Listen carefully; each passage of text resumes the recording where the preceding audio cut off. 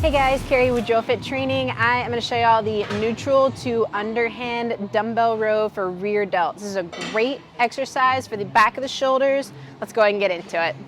We are going to start by hinging at the hips to get into position. Feet are about shoulder width apart, and the dumbbells are at a neutral grip right in front of my knees.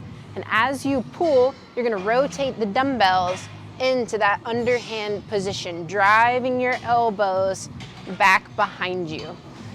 And as you're coming to the top of the exercise, you're really trying to feel that contraction on the back of your shoulder. Throughout the exercise, we really want to keep the traps and shoulders down, your chest high, and your back flat. As we row the dumbbells, you don't want to keep your elbows in as tight as possible, but you also don't want to flare them out too wide, just a little bit of space. And the muscle that we are focusing on as we try to pull up is right here. We really want to feel that contraction as we drive to the top. I normally don't go as heavy as I can on this exercise. Try to use a moderate weight and go somewhere from 10 to 15 reps. This is a great compound movement to add to your shoulder day. Definitely one of my favorites. Y'all check it out.